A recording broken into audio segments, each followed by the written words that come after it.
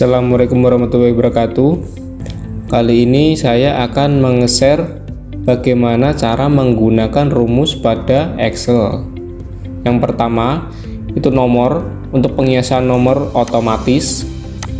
Langsung saja. Di sini ada dua cara. Yang pertama, kita klik pada bagian sel ini yang nomor 1. Kita kasih nomor 1. Terus kita tekan CTRL pada keyboard dan menariknya ke bawah. Nah, otomatis nomor itu akan menyesuaikan dengan urutan tersendiri dari nomor 1 sampai nomor 15. Dan cara yang kedua, kita pilih sel yang nomor 1, kasih nomor 1. Terus di kolom yang nomor 2 kita kasih sama dengan, terus klik yang nomor 1. Otomatis kan di sini kan keluar rumus, terus tambah 1. Setelah itu kita enter. Nah, kan keluar nomor 2. Habis itu kita tarik tanpa menekan CTRL di keyboard, jadi tinggal tarik ke bawah saja. Nah, di sini sudah menjadi nomor urut otomatis. Itu untuk rumus yang untuk nomor. Lanjut, rumus konta. Rumus konta itu berfungsi untuk membaca nilai yang ada di kolom. Ini kan ada beberapa kolom yang kosong, yang belum ada isinya. Nah, tugas untuk rumus konta itu membaca kolom yang sudah ada isinya, untuk bertujuan agar kita bisa tahu siapa-siapa yang nilainya belum dimasukkan atau belum mengerjakan tugas tersebut. Jadi caranya sama dengan, terus ketik konta. Nah, terus kolom ini diblok,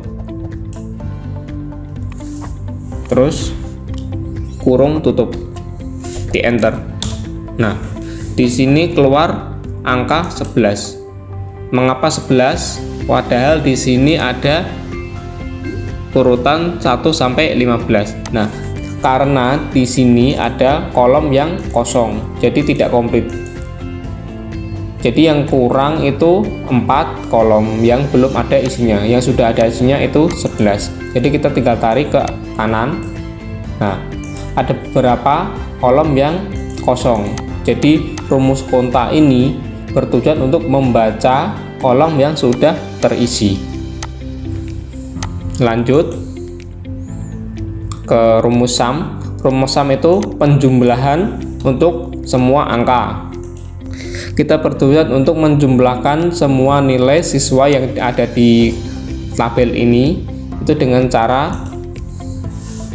sama dengan sum. Apa sum? Kita blok semua, kurung tutup, enter. Nah, otomatis rumus ini akan menghitung semua nomor yang sudah kita pilih tadi. Kita tinggal geser saja ke kanan. Nah, otomatis sudah terbaca semua, udah terjumlah semuanya gitu. Lanjut ke rumus average atau average, itu untuk mencari nilai rata-rata. Jadi langsung saja sama dengan average atau average, kita blok untuk nilainya, terus kita kasih kurung tutup, enter. Nah, di sini langsung muncul rata-rata dari nilai tersebut. Kita tinggal tarik saja ke bawah. Nah, rata-rata untuk nilai siswanya sudah tampil di sini semua dengan menggunakan rumus average atau average gitu. Lanjut, conif ini untuk membaca simbol atau yang biasanya digunakan untuk jenis kelamin gitu. Kalau di sini kan ada L, ada P. Jadi kita mau mencari berapa jumlah siswa laki-laki dan berapa jumlah siswa perempuan. Kita langsung aja dengan rumusnya. Yang laki-laki dulu nggih.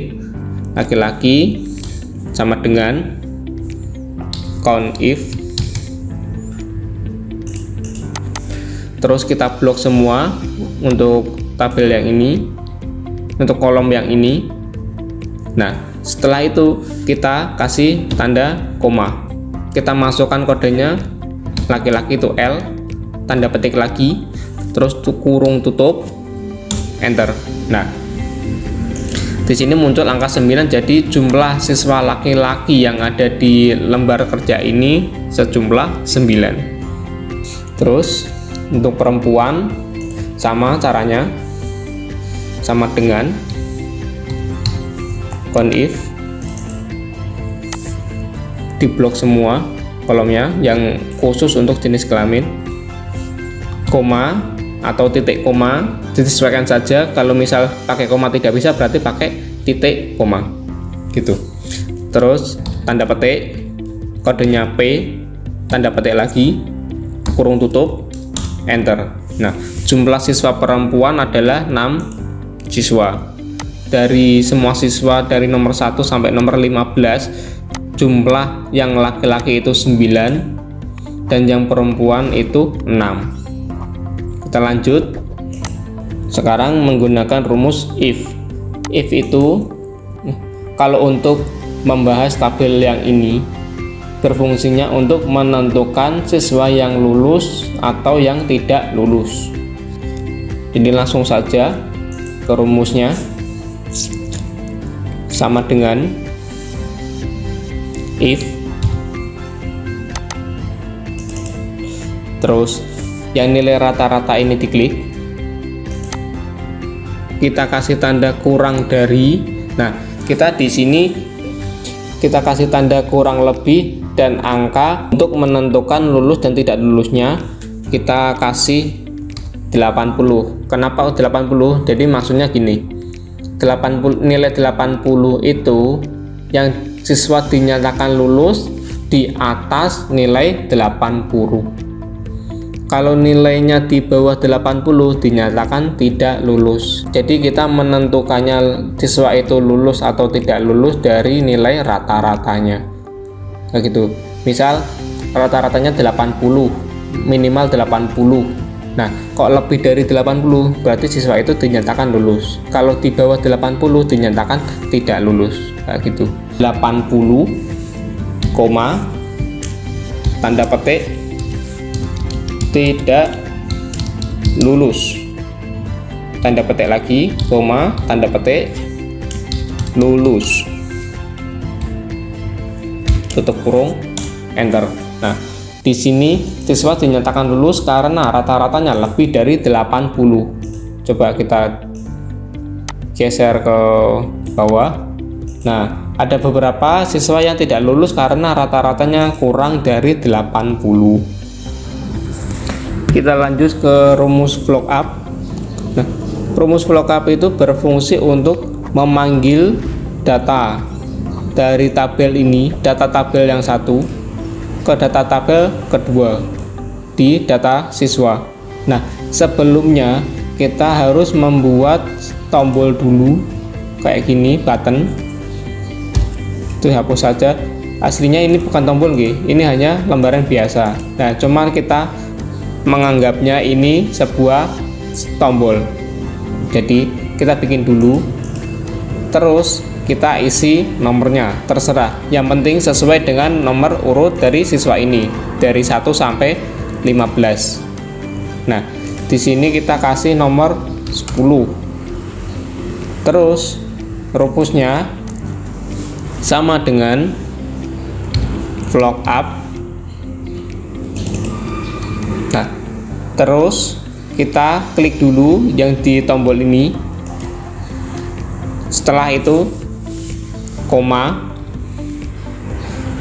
Terus kita blok semua tabel dari nomor 1 sampai nilai rata-rata yang paling bawah. Nah, habis itu kita kasih koma, terus angka 2, tutup kurung, enter. Nah, otomatis di sini akan muncul nama siswa yang telah dipanggil. Nah, di sini keluar nama Indah karena kita memanggil nomor 10, dan di sini urutan nomor 10 siswa yang bernama Indah. Terus dari rumus tadi, di sini kan tadi saya memasukkan angka 2. Nah, angka 2 itu baris dari tabel di sini. Jadi dari sini nomor 1, ini nomor 2, nomor 3, dan seterusnya. Gitu. Nah, setelah itu kita tarik ke bawah. Nah, hasilnya akan error. Karena apa? Karena rumus tersebut itu belum dikasih kunci, harusnya dikunci dulu. Nah, caranya kita kembali ke rumus, ini di blok, habis itu di F4. Nah, setelah itu enter. Nah, fungsi F4 itu untuk mengunci rumus biar tidak geser. Nah, setelah kita kunci, jika kita tarik, nah, sudah tidak error lagi. Setelah kita tarik, namanya akan menjadi Indah semua. Karena apa? Karena di rumus ini kan yang saya masukkan kan angka 2. Jadi kalau misal kita mau sesuaikan dengan jenis kelamin, terus matematika, bahasa Indonesia, bahasa Inggris, dan nilai rata-rata, kita akan menyesuaikan dengan urutan baris dari tabel ini. Misalnya tadi 3, nah terus diganti 4,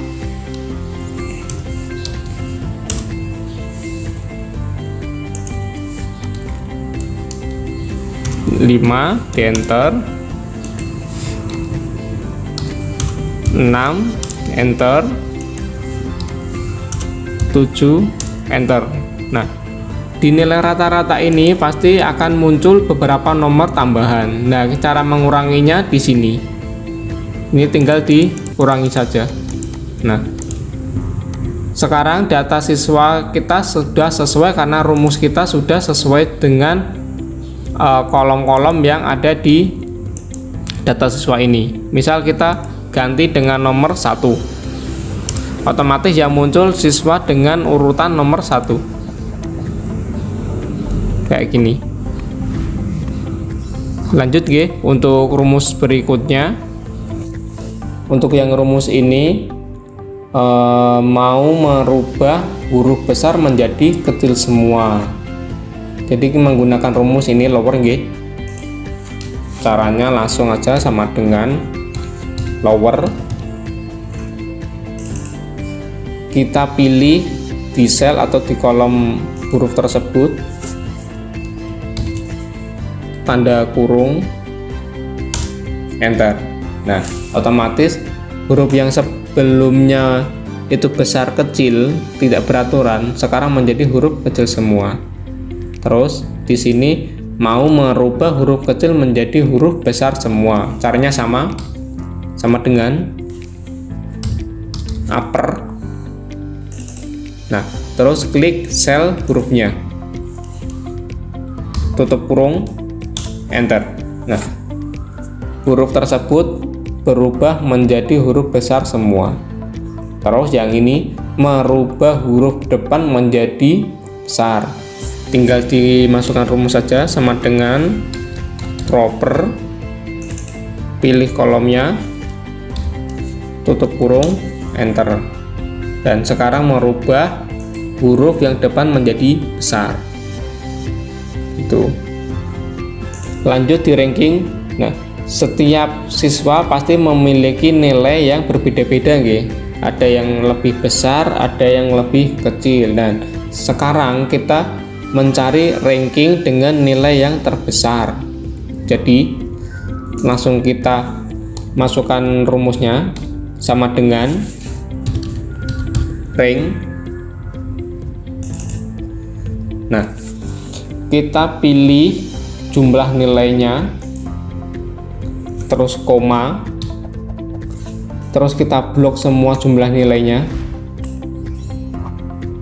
terus kasih koma lagi. Nah, setelah itu kita pasti ada peringatan atau notifikasi dengan kode 0 descending dan kode 1 ascending. Yang descending itu menentukan nilai yang terbesar, itu berarti yang ranking 1. Tapi kalau yang ascending menentukan nilai yang rendah, itu yang ranking 1. Jadi kebalikannya.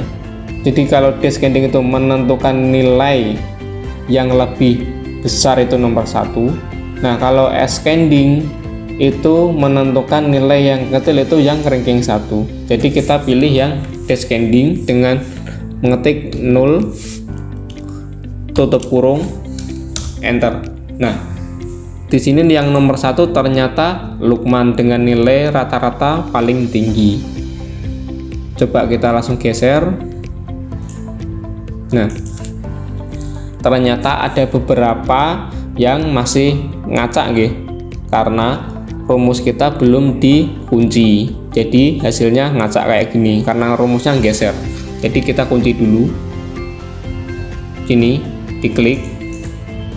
Nah, langsung dikunci saja dengan F4. Nah, kita enter. Terus kita coba geser. Nah, sekarang normal. Jadi urutannya dari nilai yang tertinggi itu yang dapat ranking 1, dan nilai yang terendah itu ranking yang terakhir. Mungkin sekian tutorial dari saya, kurang lebihnya saya mohon maaf. Wassalamualaikum warahmatullahi wabarakatuh.